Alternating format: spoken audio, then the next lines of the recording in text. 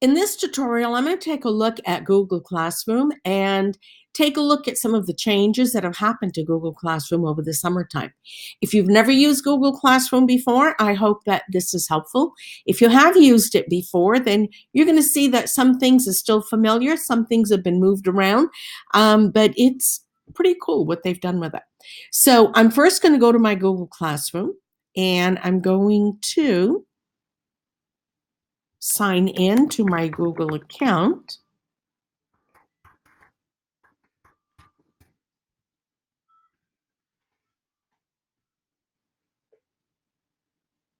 Now, when you sign into your Google account, if you don't automatically see Google Classroom, go to the array and you can access Classroom that way. So I have my classes set up for this coming school year, but I want to take a look at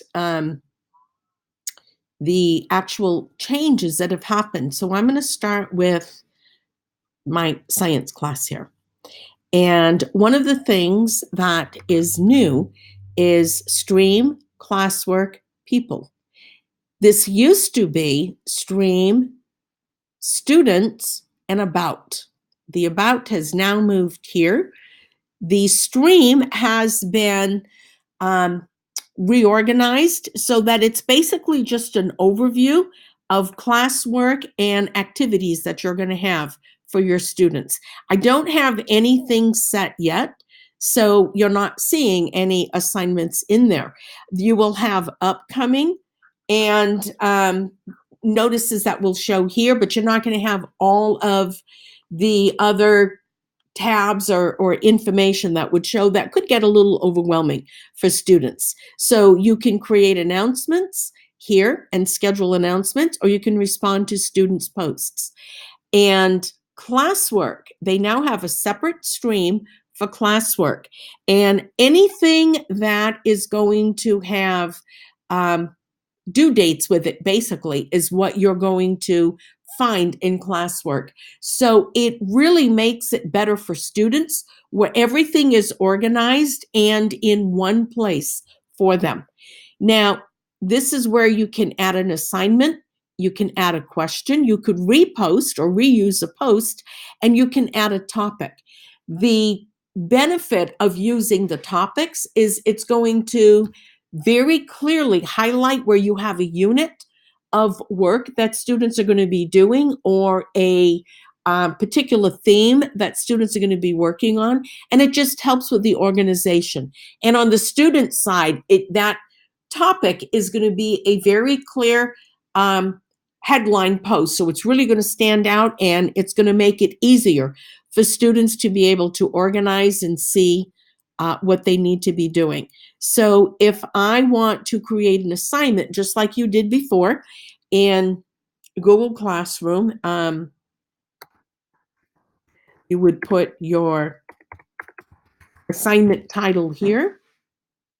You could add more instructions.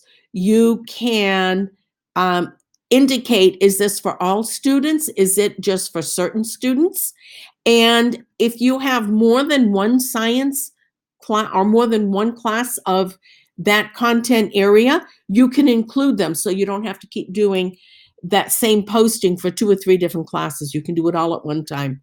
You can change the point value. It always defaults to 100 points, or you could make it ungraded. You can add your due date. They give you a calendar. You can put when it's going to be due, and you can put optional time if you want. But this is the part that I really appreciated last year, is you can schedule. So if I don't want that assignment to show until, say, the 28th, I can schedule it here. I can schedule it for 6 o'clock in the morning. Why I would put it at that time, I don't know, but I could do that and schedule it. And that is not going to show in the classwork stream until that date, scheduled for August 28th at 6 a.m. And that's when it's going to appear in the classwork stream for the students. So that is a really cool option that they have. This is where you would add your topic, and people reorganizes the way you're going to see people in this stream. It was previously students. Now I can add teachers. So if I'm collaborating, say, with RSP teachers, or I'm collaborating with other science teachers, I can add them to my classroom. They can add me to their classroom. And this is like one-stop shopping for everything. This is where you're going to find other teachers that you're going to be sharing with. Students, once you invite the students to come in, you're going to see your students there. Guardians that have been invited and have joined the classroom, you're going to see all of those people by categories in this section for people. The setting wheel, or the gear for setting, shows you all of the changes that you could make instead of having to go to previous sections, or to go to different sections previously. You can edit all of this here. Here's your class code. You can display, copy, reset, or disable. Here is where students can post and comment, or you can restrict them only to commenting, or only you can comment. You can show deleted items. Only teachers will be able to see the deleted items. Students are not going to see that. But if you delete an assignment and it's like, which is the one that I deleted? You can have that so you can see it from your side. And guardian summaries of work that is happening with the account, where for guardians who have accepted the invitation, they will be able to see missing work, upcoming work, class activity, which makes it really great for guardians to be able to be involved and see that aspect of it. Class, and close out of that, come back over here. This is where you're going to see the list of all of your classes. If you have classes that you've been enrolled in, such as the math lesson study that we had, our CPMS staff are going to show in a different section. And classes that you have archived will be, I want to open that, will be shown at the very bottom. So that is, to create a class. I didn't go over this over here. You're still going to create a class the same way. So students are only going to see the join class, and that's what they're going to click to join a class. But if you wanted to create a class, so I'm going to put this as sample, and maybe, yeah, because I'm screencasting, it's acting a little touchy with being able to type into the sections. So we're creating the class, and we'll take a moment to create that class, or 2 or 3. There. Now, once I create the class, and that's a really cool picture, maybe I want to keep it. Maybe it's like, yeah, not so much.